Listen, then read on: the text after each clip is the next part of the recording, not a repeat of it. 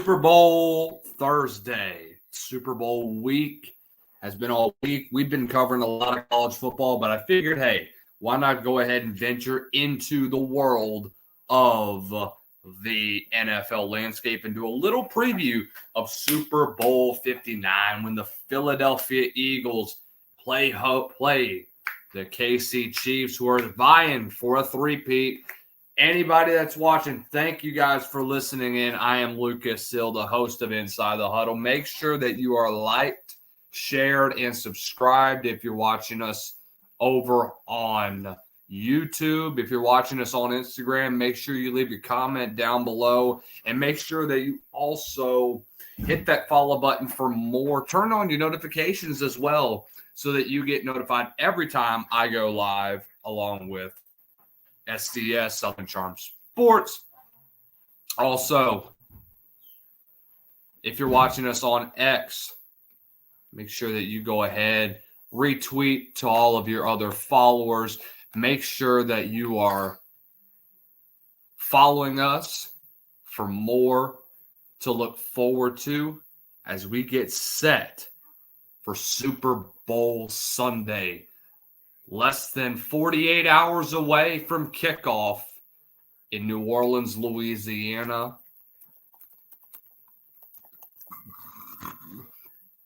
For Super Bowl Sunday, the final football game of 2025. Got some stuff. So, when you look overall at where this team is going to be, I'm really loving what this is going to look like for the entirety of the Super Bowl.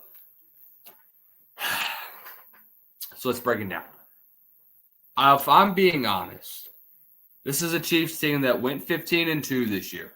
Make no mistake about it. They were dominant as usual. It's nothing new for Kansas City. Hasn't been anything new for the last God knows how many years at this point. But if we're being real with each other, and if we're being completely honest, this was not a 15-2 Kansas City team that you could look at. Technically 15-1 because they played their JV roster against the Broncos. But this was not a particularly dominant Chiefs team this year. I just simply was not impressed with what they put on display. And look, you can criticize me for my take. You can not like what I have to say, but I'm just telling you what I've seen. I don't see a Chiefs team that looks like they need to be a Super Bowl winner. They just don't. And I have a hard time believing that they can contend with a team like Philadelphia. This is a much better Philadelphia team than what we saw in 2022 when they first played the Chiefs. And when I look at the overall complexity of the schedule for the Chiefs, you're an Isaiah Likely toe tap away from going to overtime. Hell, going for the win nonetheless. You were very, very fortunate that you managed to get away with a couple of plays that went your way in the postseason. You didn't really look dominant during that stretch. You got very lucky against Carolina. What was your best win apart from that? Against Denver? Against Houston? This was not a particularly good year for KC. Your defense bailed you out a lot. You just didn't look like a dominant 15-2 Kansas City team. The biggest blowout, the biggest win that you had all season was a 29-10 victory over Pittsburgh on Christmas, nonetheless. That was against a Pittsburgh offense that was anemic against them. So, and even then, Pat Mahomes, that was probably his best game. And I'll say this about Pat Mahomes in 2024. Look, that was really, really insane. He just did not look like the Patrick Mahomes that we are used to seeing on a regular basis. We just aren't. This was, to me, probably Patrick Mahomes' worst year that he had as a pro, as a full-time starter.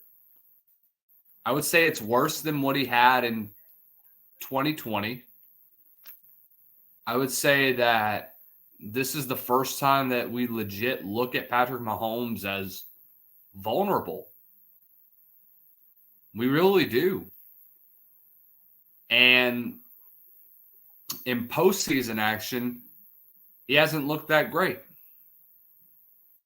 You know, you go back to 28, it's hard to replicate what he did in his first several years. 5,000 yards. I would say, look, well, I say 2020 I would say 2019 was one of his worst. But again, he was dealing with an injury when he dislocated his patella. And I would say this for KC. Last year was a pretty rough year for him. Believe it or not, this was his career high in completion percentage, but his accuracy was bad this year.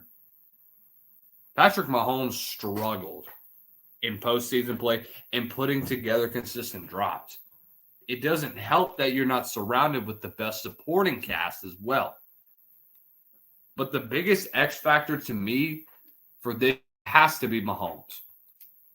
It has to be what he has been able to do all season long, what he's been able to do his entire career, lead game-winning drives, be able to lead a team down the field, and be able to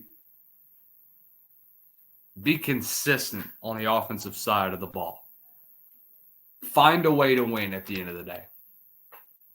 So I do think that this is going to be a tight ball game. The over-under in this one, 48.5. Let me tell you right now, that's going to be a close one. But if I am you, we're going to do a very, very quick big show, by the way. Here's my bet. Take the under. I just do not see this one being a high-scoring affair. I don't see this one being like it was in 2023 when the teams first met.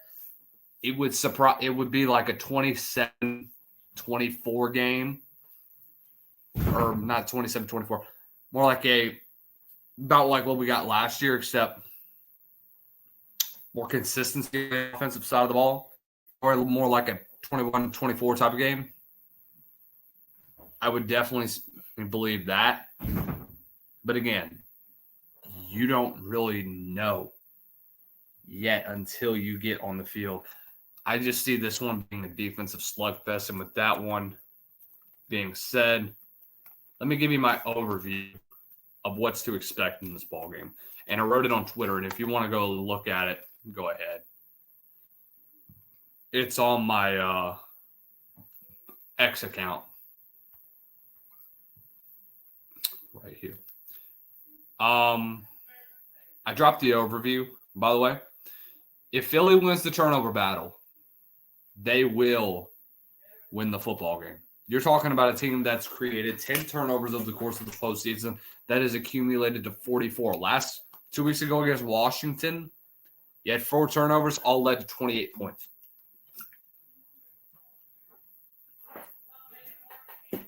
Because of what your defense did majority of the game, you were able to capitalize off of it. You're first in the NFL in total yards allowed. You're fifth in turnover differential. Going up against the Kansas City team that has struggled on the offensive side of the ball all season long, especially in the second half. The second half was bad.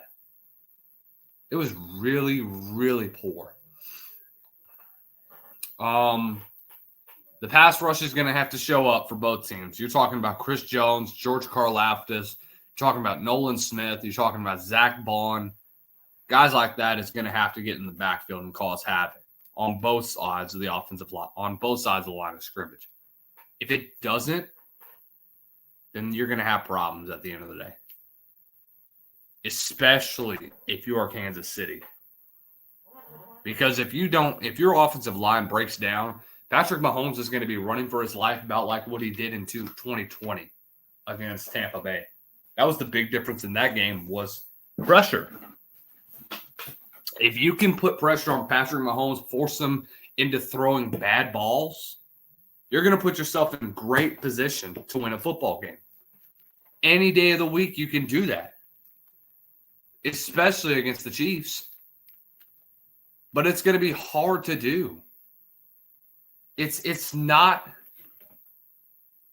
fun to play them, but at the end of the day, guys, you have to be able to shut them down. You have to be able to put pressure on this front five of the Chiefs offensive line. If you can do that, you're going to put yourself in great position.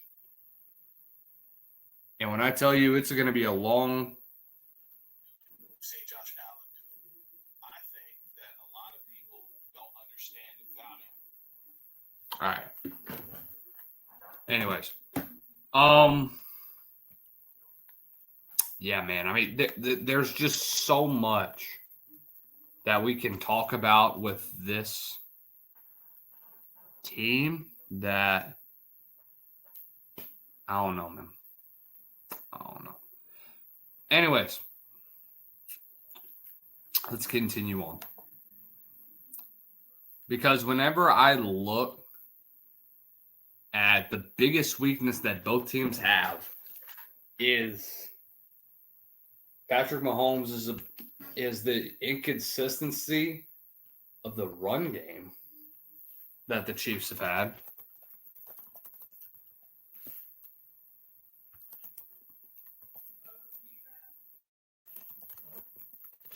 Because it's struggled at times during the year. It's not as good as you would have liked to have seen, especially coming from KC. Just wasn't. They were one of the worst. I mean, here was a KC team that was supposed to do a lot of damage. Only averaged 105 yards a game. You're talking about one of the probably bottom 10, I want to say, in the NFL. Never mind. Oh, what's 11? 21st in the NFL in run offense. That's not good going up against a Eagles run D that is going to shut you down at the line of scrimmage. So, at the end of the day, I do think that this does end up in a low-scoring game. But here's my final pick, though. Y'all don't like me, that's fine. But I'm just letting you know. It's Andy Reid, it's Patrick Mahomes, and it's the playoffs. It's the biggest game of their careers. A legacy to put themselves solidified as the greatest run in the history of the NFL. I would say better than the Patriots because of what they've had to do. They're going to do something that the Patriots and Bill Belichick and Tom Brady couldn't do. If they can pull off this victory on Sunday, they will solidify themselves as the greatest dynasty of the 21st century. We're talking 4 titles in a span of 6 years. And you're talking about the NFL knowing that in order to compete with Kansas City, you're going to have to compete with the officials and you're going to have to compete with the Chiefs. Everything goes through KC. Nothing else. Give me the Chiefs to win this one. They cover. I think they also get the victory. And I think this one ends up in the over-under of an under.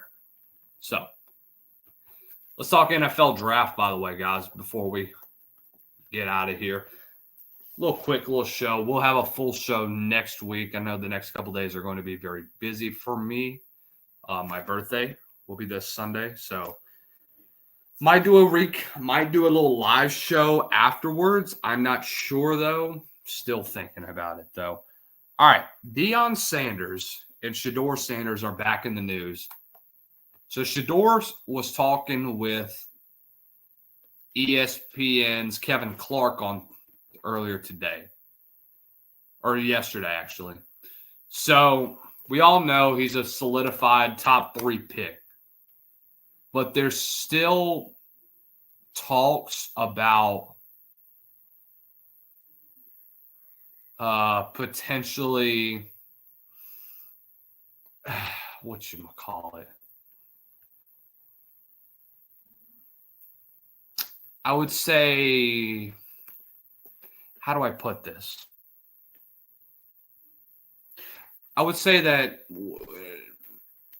there's been talks. It's been more back and forth recently with Cam Ward being in the discussion of who will be the number 1 overall pick. But the full clip with him talking with Kevin Clark. Number 1, are you the type that holds a grudge forever? Why would I be mad? That's what I like. Nah, you gotta understand. I think about it like this. These are good problems to have. I completely agree. You could be in a way worse situation, So being number 1, that don't really matter to me at the end of the day. I like that. That don't matter to me because I could go number 1, but it may not be a fit. Right. Or I could go number 2 and it be a fit. Or I could go number 3 and it be a fit. So it's all about fit. It don't matter. Either any situation you're going into is not going to be the best situation. Yeah. So the numbers of it don't really. I ain't caught up on that. Yeah. But that's why I say I'm thankful that the other prospects that's going 1, 2, or 3 that I believe, we're all cool. If you don't go number 1, are you the type that holds a grudge forever? Well, so there you go. It wouldn't surprise me. I do think that he's ready to play Dallas. He mentioned it in the East-West Shrine Bowl that he was ready to go play Dallas, that he's going to play Dallas on a regular basis. It seems to me that this could be a done deal, that Shedeur is not going to be the number 1 overall pick. He's going to go to New York. How good of a fit would it be? It would be a very, very good fit to me. I mean, you're talking about a team that is going to get a young quarterback, be in a system that is going to benefit them at the end of the day. They're going to be going into year number 100, all right? They got rid of Daniel Jones. We all know that. It's the Daniel Jones era is over. All right. So now you went into this year with a lot of question marks. Who was going to be your guy at the end of the day? I didn't think it was a good idea that Jones was going to be your starter in 2024. He should have never been, honestly. And I love Daniel Jones. But the problem is that he's not the guy. He will never be the guy. It was a bad decision in 2019 when they drafted him, and they paid the price for it. So I don't know, man. You got a young offensive line with Evan Neal, who's a dog. by the way. You got a guy in Andrew Thomas that is going to be really good. If he is healthy, he can be one of the best offensive linemen in football. And I'm not just saying that just for rave and just for hype. Andrew Thomas is a solid option at tackle. He's a cornerstone there. If you can get him healthy, that's perfect.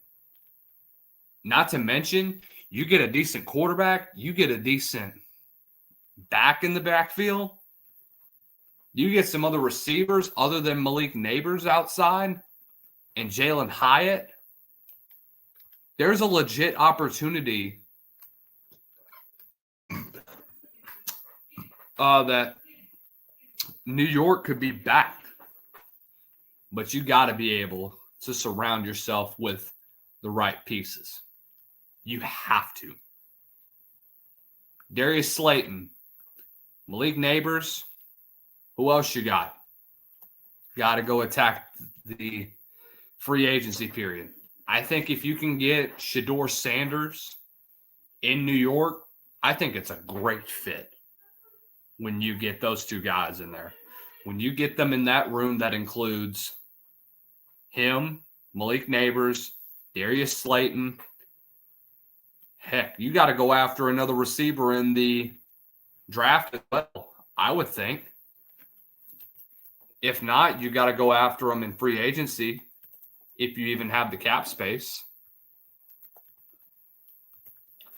I do think that this is a New York team that I think can slowly get back to where they were during the Tom Coughlin era. I mean, they've got $43 million in cap space, so they can probably go sign a few dudes at least, you would think. But I don't know, man. There's a lot of moving pieces that have to go well for them at the end of the day. New York is picking third. I don't know what the rest of the rounds are going to look like. But the Giants mock draft has to – but you got to think, if you're the Giants, quarterback, a running back, maybe a receiver, and if you don't get a receiver, then maybe you could potentially go get